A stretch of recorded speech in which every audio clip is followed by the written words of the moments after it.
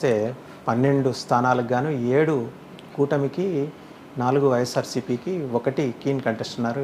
Interesting ఏంటంటే ప్రకాశం మొత్తం TDP clean sweep చేస్తుంది అనుకున్న చోట కొంత టీడీపీ వేగాన్ని వైసీపీ నిరోధించింది అనుకోవచ్చు. ఎందుకంటే ప్రకాశం అనేది మీరు అనుకున్నట్టు గతంలో ఇది కాంగ్రెస్ వైఎస్ఆర్సీపీకి మంచి తర్వాత ఎప్పుడైతే ఒంగోలులో చంద్రబాబు నాయుడు ప్రోగ్రామ్ ఒంగోలులో ఎప్పుడైతే జరిగినప్పుడు మహానాడు ఒంగోలులో మహానాడు తర్వాత ఏం జరిగిందంటే ప్రకాశం జిల్లాలో విపరీతమైన టీడీపీ వేవ్ అనేది స్టార్ట్ అయింది. దాని తర్వాత ఏమైతుందంటే అభ్యర్థుల్ని అకామిడేట్ చేయడంలో ఒక 8 నియోజకవర్గాల్లో టీడీపీ వాళ్ళు అభ్యర్థుల్ని అకామిడేట్ చేయడంలో సక్సెస్ అయ్యారు. ఒక 4 నియోజకవర్గాల్లో అభ్యర్థుల విషయంలో ఏంటంటే కొంచెం అక్కడ ఉన్న అభ్యర్థుల ఫ్రెండ్షిప్ కావచ్చు, ఇంకేదో కావచ్చు, కొన్ని ఈక్వేషన్స్ దెబ్బతిని అభ్యర్థుల అకామిడేషన్లో కొంత ఫెయిల్ అయింది.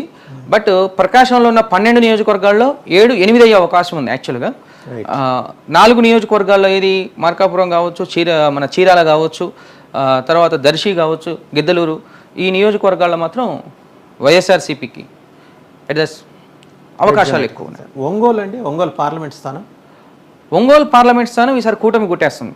ఓకే, 100%. రైట్. ఇక నెల్లూరు నుంచి చూస్తే కనుక 10 సెగ్మెంట్లో 6 కూటమికి, అలాగే 4 వైఎస్ఆర్సీపీకి ఇచ్చారు. సో నెల్లూరు కూడా వాస్తవంగా టీడీపీ వేవ్ చాలా బలంగా కనిపించిన 4 స్థానాలు వైసీపీ గెలుస్తుంది. 4లో ఇంకొకటి తగ్గే అవకాశం ఉంది. అది ప్రీ పోల్ జరిగింది కాబట్టి ఎగ్జిట్ పోల్లో మనం ఇవ్వబోతున్నాం. యాక్చువల్గా నెల్లూరులో 2014 కావచ్చు, 2019 మనం అబ్జర్వ్ చేసుకుంటే ఏంటంటే వైఎస్ఆర్సీపీ వరుసగా గెలుచుకుంటూ వస్తున్న జిల్లా. అయితే ఇప్పుడు ప్రస్తుతం పరిణామాలు ఏంటంటే ఒక సూళ్లూరుపేట, ఆత్మకూరు మినహాయిస్తే మిగిలిన అన్ని నియోజకవర్గాల్లో కూడా టీడీపీ పార్టీ అనేది లీడ్లో కనిపిస్తుంది. అందులో నెల్లూరు రూరల్ కావచ్చు, కోటంరెడ్డి శ్రీధర్ రెడ్డి కావచ్చు, 20 ఏళ్ల తర్వాత ఏదో అద్భుతం జరగబోతుంది అన్నారు. నెల్లూరు సర్వేపల్లి నియోజకవర్గంలో గత సోమిరెడ్డి చంద్రమోహన్ రెడ్డి గారు కంటిన్యూగా ఓడిపోతూ వస్తున్నారు. కానీ ఈసారి ప్రజలు తన మీద కొంచెం సానుభూతి కనబరిచినట్టు అనిపిస్తుంది. మనకు సర్వేల్లో 20 సంవత్సరాల తర్వాత గెలవబోతున్నాడు అక్కడ. రైట్. అయితే మాజీ మంత్రి ఆనం రామనారాయణ రెడ్డి గారికి మాత్రం ఎదురెత్తు 100%. ఇక కడప జిల్లా 10 సెగ్మెంట్లో 2 కూటమికి ఇచ్చారు, 6 వైఎస్ఆర్సీపీ, 2 కీన్ కంటెస్ట్ ఉన్నారు. అవును, అసలు 2 ఏమై ఉండొచ్చు? జమ్మలమడుగు, కమలాపురం 2 టైట్ ఫైట్ ఉంది. జమ్మలమడుగు అభ్యర్థి స్ట్రాంగ్ అభ్యర్థి అయినప్పటికీ తను తీసుకున్న సింబల్ అనేది ఏంటంటే కొంచెం ప్రజల్లో ఓటేసేటప్పుడు టీడీపీ అనేసరికి ముసలి వాళ్ళు ఉంటారు, కొంచెం ఏజ్ బేస్ చేసుకున్న వాళ్ళు. చంద్రబాబు నాయుడుకి ఓటు వేయాలనుకున్న వాళ్ళు సైకిల్ని చూస్తారు, కానీ పువ్వుని సరిగా చూడకపోవచ్చు.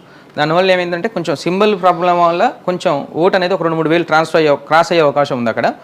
బట్ మైదుకూరు, పొద్దుటూరు ఈ 2 నియోజకవర్గాలు మాత్రం పొద్దుటూరు నుంచి వరదాలరెడ్డి గారు న్యాచురల్గా కూడా అవి టీడీపీ అనుకూల సెగ్మెంట్లే. బట్ పోయినసారి గెలవాల్సింది మైదుకూరు, పోయినసారి ఓడిపోయింది. బట్ ఈసారి తప్పకుండా మైదుకూరు, పొద్దుటూరు గెలుస్తుంది. కడప కూడా అసెంబ్లీ సెగ్మెంట్కి వచ్చేసరికి కొంచెం టైట్గానే నడిచింది. అండ్ పార్లమెంటు త్రిముఖ పోటీ జరిగింది అక్కడ కడప పార్లమెంట్కి వచ్చేసరికి. అవినాష్ రెడ్డికి సంబంధించిన ఓట్లో